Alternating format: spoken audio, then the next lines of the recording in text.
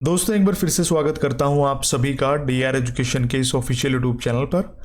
देखिए दोस्तों, CTU driver भर्ती से जुड़ा हुआ एक लेटेस्ट अपडेशन फिर से ऑफिशियल वेबसाइट के ऊपर जारी कर दिया गया है।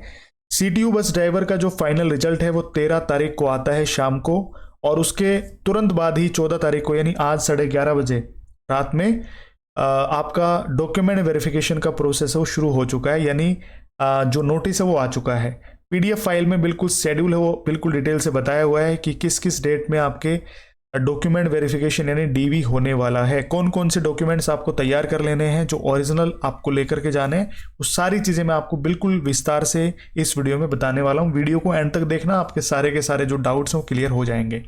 देखिए पिछले सेशन में यानी पिछली वीडियो में मैंने आपको बताया था वैकेंसीज के विवरण के बारे में, और उसी वीडियो में मैंने बताया था कि ड्राइवर का जो डॉक्यूमेंट वेरिफिकेशन है वो बहुत ही जल्द होने वाला है, शेड्यूल जल्दी ही वेबसाइट पे आ जाएगा। और बिल्कुल वैसा ही हुआ है, जैसे ही वीडियो पोस्ट की उसके 2 से ढाई घंटे बाद यानी लगभग 11:30 के आसपास आपको ये शेड्यूल है वो देखने को मिल गया ऑफिशियल वेबसाइट के ऊपर।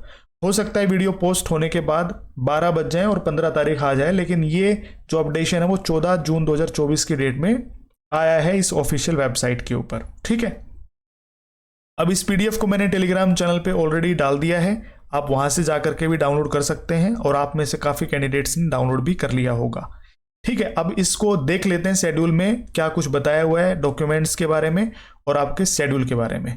तो यहाँ पे मैं क्लिक करता हूँ तो इस प्रकार की आपके पास पीडीएफ है वो निकल करके आ जाएगी। 6 पेज की पीडीएफ है, जिसमें इन्होंने हैवी बस ड्राइवर में हैवी के अंदर ही गलती कर दी। जो क्लर्क था या कह सकते हैं टाइपिस्ट था जिसने ये पूरी की पूरी पीडीएफ तैयार की है, उसने गलती कर दी है और ये हमने पकड़ ली है। देखिए यहाँ पे सीधा लिख रखा है schedule for document verification for the post of heavy bus driver होना चाहिए था, यहाँ पे हैवी स्पेलिंग में मिस्टेक है तो आप इसको इग्नोर कर सकते हैं। बाकी हो सकता है जल्दी ही पीडीएफ में सुधार करके और वापस अपलोड करेंगे। लिखा गया है the following candidates are required to present personally at the office of the director transport UT Chandigarh, plot number 701, industrial area phase 1 Chandigarh at 10 AM sharp. सुबह 10 बजे आपको बुलाया गया है। आपके शेड्यूल के हिसाब से इस एड्रेस पे आपको पहुंचना है, जो एड्रेस यहाँ पे दिया गया है। ओरिजिनल डॉक्यूमेंट्स आपको लेकर के जाने हैं, तो यहाँ पे देख लेते हैं कितने कितने सेट क्या कुछ बना करके लेके जाना है। तो यहाँ पे बताया है along with 3 set of request document, 3 set आपको बना करके लेके जाने हैं, 1 in original and 2 sets of photocopies. एक सेट आपको ओरिजिनल लेके जाना है जितने भी डॉक्यूमेंट्स यहाँ पे बताए गए हैं, और 2 उनके फोटोकॉपी के सेट आपको बना करके लेके जाने हैं। मैं आपको रिकमेंड करूंगा कि 2 से ज़्यादा भी आप फोटोकॉपी के सेट बना करके लेके जाएं, ताकि आपको कहीं ना कोई भी प्रॉब्लम ना हो फेस करने को मिले। और साथ में आप अपनी पासपोर्ट साइज फोटोग्राफ सारे के सारे डॉक्यूमेंट्स जिसके 3-4 सेट आप बनवा लेना, और एक सेट आप प्रॉपर वे में लगा करके ओरिजिनल डॉक्यूमेंट्स का रखना है। अभी डॉक्यूमेंट्स देख लीजिए कौन कौन से रिक्वायर्ड हैं। सबसे पहले नंबर पे बताया गया है डेट ऑफ बर्थ या मैट्रिक पास सर्टिफिकेट।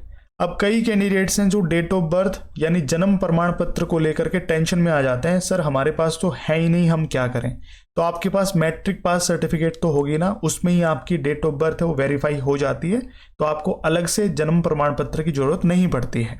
ठीक है, तो मैट्रिक पास सर्टिफिकेट वही मैंडेटरी है, आपकी एजुकेशन क्वालिफिकेशन का क्राइटेरिया फुलफिल करेगा, साथ में आपका डेट ऑफ बर्थ है वो भी वेरीफाई कर देगा। सेकंड नंबर पे बताया गया है valid 5 year old heavy transport vehicle licence आपके पास होना चाहिए, यानी कि 5 साल पुराना आपका हैवी लाइसेंस होना चाहिए। आपका एक्सपीरियंस नहीं होना चाहिए 5 साल का, सिर्फ और सिर्फ आपका 5 साल पुराना हैवी ट्रांसपोर्ट व्हीकल लाइसेंस होना चाहिए आपके पास ओरिजिनल, और वैलिडेट करना चाहिए उस टाइम पे जिस टाइम पे आप मतलब फॉर्म भर रहे थे उससे लेकर के अभी जब ड्राइविंग टेस्ट दे रहे थे, और अभी फिलहाल में जब आप डीवी के लिए जाएंगे तो effective heavy transport vehicle licence आपके पास होना चाहिए, एक्सपायर नहीं होना चाहिए, नहीं आपको बाहर भी कर सकते हैं। थर्ड नंबर पे बताया गया कास्ट सर्टिफिकेट। अगर आप किसी भी प्रकार की कास्ट का रिजर्वेशन लेते हैं तो आपके पास कास्ट सर्टिफिकेट होना जरूरी है। अगर आपके पास कास्ट सर्टिफिकेट नहीं होगा तो आपको प्रॉपर वे में जो कैटेगरी है आपकी उसका रिजर्वेशन नहीं मिलेगा। तो कास्ट सर्टिफिकेट आपके पास ओरिजिनल होनी चाहिए अगर आपने रिजर्वेशन ले रखा है तो, जैसे एससी है, ओबीसी है, इस प्रकार का कास्ट सर्टिफिकेट आपके पास होना चाहिए। उसके अलावा एक्स सर्विसमैन जो कैंडिडेट्स हैं उनके पास एक्स सर्विसमैन सर्टिफिकेट होना चाहिए। LD यानी लर्निंग डिसेबिलिटी जो होती है वो सर्टिफिकेट इफ अप्लीकेबल। तो ड्राइविंग यानी आप कह सकते हैं ड्राइवर के लिए ये अप्लीकेबल नहीं होता है, यहाँ पे लिख भी रखा है, लेकिन फिर भी लर्निंग डिसेबिलिटी मेरे हिसाब से ड्राइवर में अप्लीकेबल नहीं होता है, लेकिन अप्लीकेबल है तो आप ले जा सकते हैं। ये सर्टिफिकेट लर्निंग डिसेबिलिटी के लिए होता है।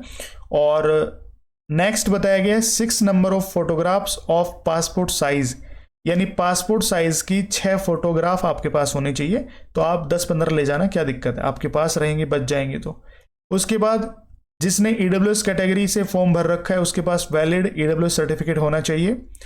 अगर मान लो कोई ऑलरेडी गवर्नमेंट जॉब कर रहा है, गवर्नमेंट एम्प्लॉय है, तो उसके पास एक वैलिड NOC सर्टिफिकेट होना चाहिए, ठीक है, उसके डिपार्टमेंट से बनवाया हुआ।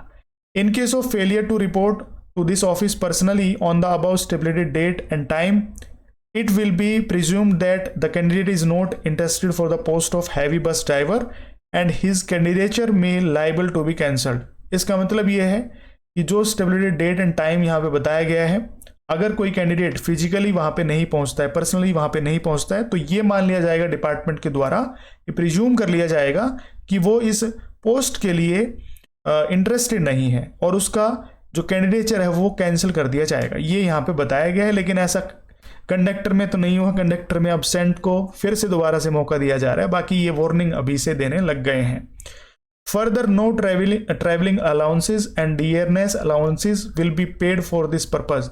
इसके लिए आपको कोई भी महंगाई भत्ता या फिर मतलब टूर एंड ट्रैवलिंग का कोई भी आपको भत्ता यहाँ पे नहीं दिया जाएगा। जैसे मान लो आप घर से लेकर के चंडीगढ़ जाते हो तो आप बोलोगे सर हमारे को पैसा दीजिए ट्रैवलिंग का, वो अलाउंसेस यहाँ पे नहीं मिलेंगे किसी भी कैटेगरी को। सबसे पहला जो बैच बनाया गया है वो 18 जून 2024 को बनाया गया है। सबसे पहले यहाँ पे कैटेगरी बताई गई है जनरल कैटेगरी, और 3 फैक्टर्स में यहाँ पे बताया गया है, एक तो सीरियल नंबर, फिर रोल नंबर और उसके बाद नाम। तो यहाँ पे अगर मैं देखूँ सबसे पहला जो बैच है उसके अंदर कितने कैंडिडेट शामिल हैं, तो इसके अंदर 55 कैंडिडेट्स को शामिल किया गया है। 55 कैंडिडेट्स को शामिल किया गया है। और यहाँ पे अगर आप देखेंगे तो रोल नंबर फर्स्ट पे, ठीक है, रोल नंबर फर्स्ट यानी सीरियल नंबर फर्स्ट पे रोल नंबर फर्स्ट मंजीत का है, जिसके बारे में मैंने आपको बताया भी था, रैंक फर्स्ट जनरल कैटेगरी के अंदर। तो टोटल नंबर ऑफ कैंडिडेट्स कितने इंक्लूड किए हैं, 55 फर्स्ट बैच के अंदर। सेकंड बैच जो है वो बनाया गया शेड्यूल कास्ट के लिए 19 तारीख को, 19 जून 2024 को। इसके अंदर सीरियल नंबर फर्स्ट से लेकर के और सीरियल नंबर 24 तक इंक्लूड किए गए हैं। मैंने आपको बताया था शुरू में जो टॉपर्स हैं उनको धीरे धीरे उठाएंगे, फिर बाद में उसके नीचे जो कैंडिडेट्स बच गए उनको उठाते जाएंगे। उठाने का मतलब ये नहीं है कि कहीं दूसरी जगह उठा करके ट्रांसफर कर रहे हैं, मतलब बुलाया जाएगा DV के लिए, ठीक है। और इसी दिन यानी 19 तारीख को ही कैटेगरी जो EWS है, आपके रोल नंबर में सीरियल नंबर फर्स्ट से लेकर के और सीरियल नंबर 16 तक जो कैंडिडेट्स हैं उनको बुलाया गया है, ठीक है, 19 तारीख को ही। उसके बाद 19 तारीख को ही जो एक्स सर्विसमैन कैंडिडेट्स हैं जनरल कैटेगरी के, उनको बुलाया गया है सीरियल नंबर फर्स्ट से लेकर के और सीरियल नंबर 9 तक, ठीक है। तीसरा जो बैच बनाया गया है वो 20 तारीख को बनाया गया है। जो OBC कैटेगरी के कैंडिडेट्स हैं वो शामिल हैं इसके अंदर, सीरियल नंबर फर्स्ट से लेकर के और अगर आप देखेंगे सीरियल नंबर 36 तक, ठीक है। तो ये थर्ड बैच है जो 20 तारीख को बनाया गया है। इसी के अंदर ही कैटेगरी जो SC हैं एक्स सर्विसमैन कैंडिडेट्स वो शामिल है 4 और OBC एक्स सर्विसमैन कैंडिडेट्स हैं यहाँ पे 4। तो ये आपके 3 बैच बनाए गए हैं 18, 19 और 20 तारीख को। तो ये जो 3 डेट्स आपको बताई हैं 18, 19 और 20 तारीख, इस पे आपके डॉक्यूमेंट वेरिफिकेशन है वो होने वाले हैं। डॉक्यूमेंट्स मैंने आपको बताई दिए कौन कौन से आपको लेकर के जाने हैं। भाई आपकी कैटेगरी के हिसाब से आपका कैटेगरी का सर्टिफिकेट, एजुकेशन क्वालिफिकेशन के हिसाब से आपका मैट्रिक पास का सर्टिफिकेट और 5 साल पुराना हैवी ट्रांसपोर्ट व्हीकल लाइसेंस। इसके अलावा एक्स सर्विसमैन है तो एक्स सर्विसमैन सर्टिफिकेट, किसी कैटेगरी के हिसाब से आपने रिजर्वेशन लिया है तो उस कैटेगरी का सर्टिफिकेट, पासपोर्ट साइज 6 फोटोग्राफ आपसे मांगी गई हैं। और अगर आप गवर्नमेंट एम्प्लॉय ऑलरेडी हैं तो आपके पास NOC सर्टिफिकेट होना चाहिए। ये कुछ रिक्वायर्ड डॉक्यूमेंट्स है जो इस PDF के अंदर बताए गए हैं। शेड्यूल मैंने आपको बता दिया है, समझा दिया है किस तरीके से शेड्यूल है उसको डिवाइड किया गया है, ठीक है भाई। तो आप सभी को बहुत बहुत हार्दिक शुभकामनाएं।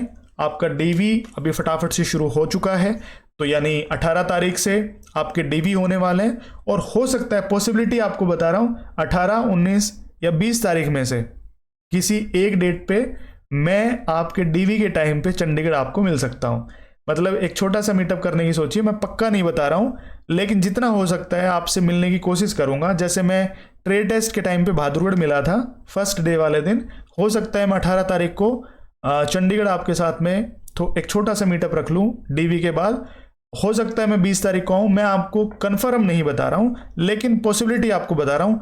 जैसा भी जो भी अपडेट होगा मैं आपको टेलीग्राम चैनल के माध्यम से बता दूंगा। ठीक है दोस्तों, चलिए इस वीडियो में यही अपडेशन थी आप सभी के लिए, और जो भी अपडेशन होंगी आपको इस चैनल के माध्यम से, टेलीग्राम चैनल के माध्यम से टाइम टू टाइम मिलती रहेंगी। तब तक के लिए बने रहिए मेरे साथ। Thank you so much.